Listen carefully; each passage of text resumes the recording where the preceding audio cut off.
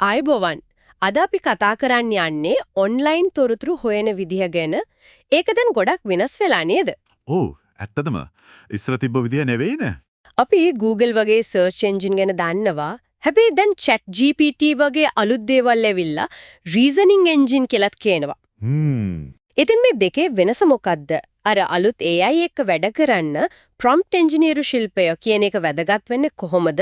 මේ දේශන සටහන් ටික බලාගෙන අපි ඒ ගැන ටිකක් ගැඹුරින් කතා කරමු. හොඳයි. මුලින්ම බලන්න ඕන මේ තොරතුරු හොයන එක කොච්චර වෙනස් වෙලාද කියන එක. ඔව් ඒක ඇත්ත. ඉස්සර තිබුණේ පුස්තකාල, විශ්වකෝෂ වගේ දේවල්. අන්තර්ජාලයත් එක්ක මුලින්ම ආවේ directories නේද? Yahoo වගේ. ඔව්. ඊට පස්සේ තමයි Google ඇවිත් search engine කියන එක ගොඩක් ජනප්‍රිය වුණේ. ඒක තමයි විප්ලවය වුනේ. ඊට පස්සේ Wikipedia, Reddit වගේ ඒවා ආවා දැනුම බෙදා ගන්න උදව් වුණා. හැබැයි දැන් තියෙන්නේ AI යුගයක් වගේ. ඔව්. AI බලගැන්වනු සහායකින් දැන් හැමතැනම. එතකොට අපි හැබනාව පාවිච්චි කරන Google වගේ search engine එක සරලව කිව්වොත් වැඩ කරන්නේ කොහොමද? ඒකෙදි වෙන්නේ අර crawlers කියන programs තියෙනවානේ. ඔව්. ඒවා වෙබ් අඩුවේ පුරාම ගිහින් තොරතුරු එකතු කරනවා. ඊට පස්සේ ඒ තොරතුරු දර්ශකගත කරනවා. ඒ කියන්නේ indexing. හරියට පොතක පිටුවන්ක දානවා වගේ. ඉක්මනට හොයාගන්න. හරියටම.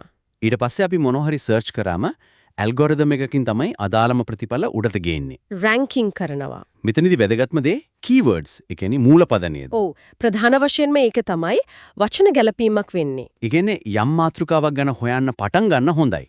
හැබැයි ටිකක් සංකීර්ණ ප්‍රශ්නයක් ඇහුවොත් අන්න එතන තමයි සීමාව තියෙන්නේ. search engine එකට පුළුවන් අදාළ වචන තියෙන links ගොඩක් දෙන්න. ඔව්. හැබැයි අපි අහන ප්‍රශ්නේ ඇත්තටම තේරුම් ගන්නවා කියනවට වඩා ඒක කරන්නේ අදාළ තොරතුරු තියෙන්න පුළුවන් තැන් පෙන්නන එක.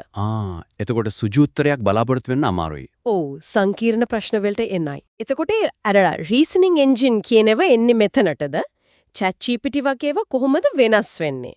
මේක ලොකු වෙනසක් වගේ.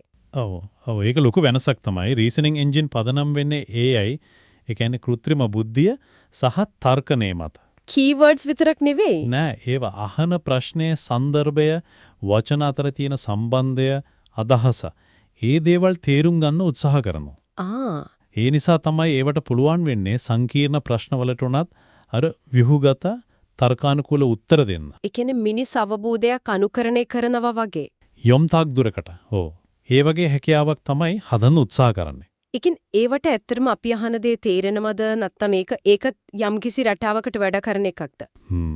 තේරෙනවා කියන එක අර්ථ දක්වන විදිහනවා තමයි. ඒව පුහුණු කරලා තියෙන්නේ එහෙම තේරුම් ගන්න පුරවන් විදිහට. කොහොමද මේ පුහුණුව වෙන්නේ? මුලින්ම අතිවිශාල ඩාටා ප්‍රමාණයක් දීලා භාෂාව, රටා, සම්බන්ධතා වගේ දේවල් ඉගෙන ගන්න සලස්වනවා.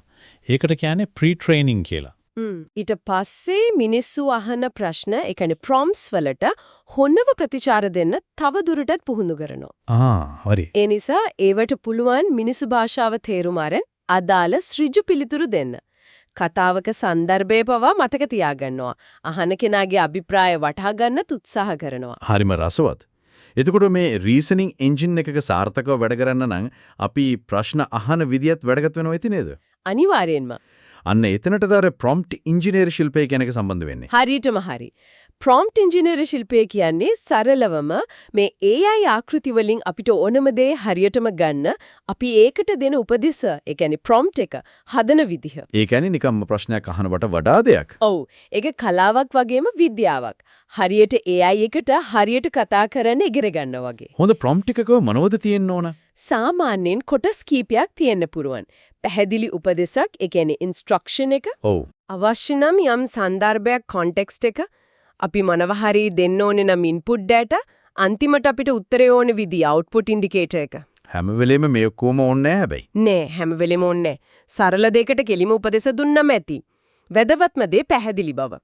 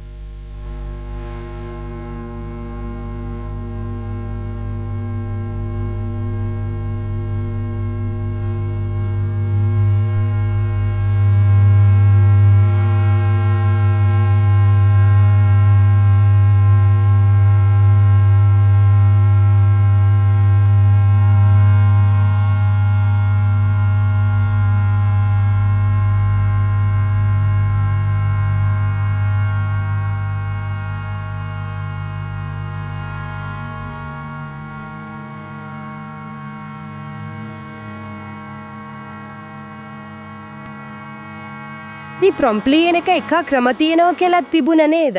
0 shot few shot වගේ. ඔව් මූලික ක්‍රම දෙකක් තියෙනවා. 0 shot කියන්නේ උදාහරණ මොකුත් දෙන්නේ නැතුව කෙලින්ම AI එකට වැඩේ කියන එක. අර වෘත්තීය සාරාංශයයි විදායක සාරාංශය අතර වෙනස අහනවා වගේ. ඔව් ඒ වගේ. few shot වලදී අපි AI එකට උදාහරණ කීපයක් දෙනවා. මෙන්න මේ වගේ ප්‍රතිඵලයක් ඕන කියලා ගයිඩ් කරන්න. ටිකක් සංකීර්ණ දෙයකට ඒක හොඳ ඇති. ඔව්. තව chain of thought වගේ ක්‍රමත් තියෙනවා.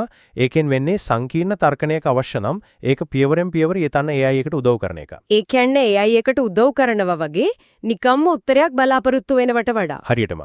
පැහැදිලිව අවශ්‍ය නම් උදාහරණත් එක්ක අහන්න එක තමයි හොතම ප්‍රතිඵල දෙන්නේ. එක පාරින්ම හරියන්නේත් නැතුව ඇති නේද? නෑ විවිධ ක්‍රම අත්හදා බලන්න වෙනවා. එතකොට මේ ඔක්කොම දිහා බැලුවම ඔන්ලයින් තොරතුරු සෙවීමේ අනාගතය කොයි වගේ වෙයි කියලාද හිතෙන්නේ? මේ දේශන සටහන් වල මොනවද කියන්නේ? අනාගතය බොහෝ දුරට AI සහ අර natural language processing NLP මත රඳාපවතී වගේ තමයි පේන්නේ. ඒ කියන්නේ අපිට ලැබෙන ප්‍රතිඵල තවත් පර්සනල් වෙයි. සන්දර්භයේද ගොඩක් කැළපෙයි. ටෙක්ස්ට් විතරක් නෙවෙයි, කටහඬින්, පින්තූර වලින්, වීඩියෝ වලින් සර්ච් කරන එක සාමාන්‍ය දෙයක් වෙයි. සර්ච් සහ රීසනින් දෙකම එකතු වෙයිද? ඔව්, ඒ දෙකේම හැකියාවන් තියෙන දෙමුහුන් ආකෘති, හයිබ්‍රිඩ් මොඩල්ස් එන්නේ ඉඩ තියෙනවා. ඒ එක්කම අලුත් අභියෝගත් එනවා ඇති.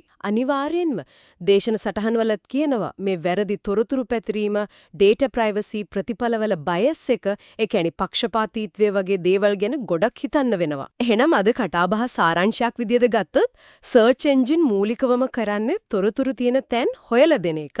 ඔව්. හැබැයි රීසනින් එන්ජින් උත්සාහ කරන්නේ අපි අහන දේ තේරුම් අරගෙන ඊට ඍජු අදාළ උත්තරයක් දෙන්න. ඒක තමයි ප්‍රධාන වෙනස.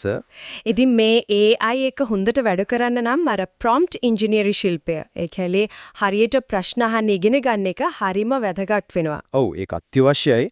අවසාන වශයෙන් හිතන්න මෙහෙම දෙයක් තියෙනවා මේ සර්ච් සහ රීසනින් එන්ජින් එකට එකතු වෙලා තවත් දියුණු වෙනකොට අපි ඔන්ලයින් දකින තොරතුරක ඇත්ත නැත්ත ඒකේ විශ්වසනීයතාවය තහවුරු කරගන්න ක්‍රම කුමම වෙනස් වේද? ඒක ලොකු ප්‍රශ්නයක් ඉස්සරහට. ඒක ඇත්තටම හිතන්න ඕන දෙයක්.